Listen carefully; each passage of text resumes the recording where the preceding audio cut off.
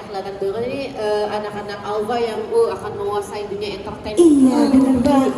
Gemas sekali, Kak. Gemas ya. Yang pertama kita apresiasi karena keren juga ya kalau kepikiran ya orang tua zaman sekarang kan tidak semuanya juga mensupport anak-anak dengan bakat yang dia punya.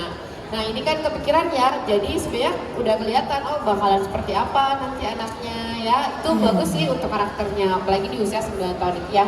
Nah terus dari edukasinya gitu ya. Nah secara keseluruhan namanya juga anak-anak. Anak-anak itu ini coachnya atau kalian latihan sendiri ya atau ada yang melatih saya? Ada yang jaga. Ada yang melatih. ada yang melatih. Oke, kalau anak-anak usia 9 tahun memang ekspektasi kita juga tidak boleh terlalu lebih untuk tingkat kesulitan gerakannya. Mereka bisa pakai ritme yang bagus, tempo yang bagus, udah hafal gerak itu sebenarnya udah biar minimumnya ya, karena memang ya kita nggak bisa ekspektasi lebih untuk anak-anak, apalagi kalau latihannya ke mereka-mereka ya gitu.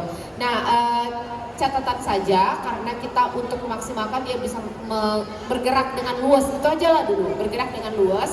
Adik-adik ini mungkin perlu diperhatikan benar-benar di kostumnya.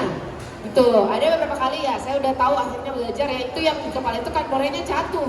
Maksudnya siapa tadi yang benerin pas lurus begini, jatuh gitu kan, Tono baru dibagi ke atas kan, kayak dirapiin gitu, nah kelihatan. Terus sarungnya gitu, siapa sih si adik yang tadi di panggung sebelum naik di panggung ya,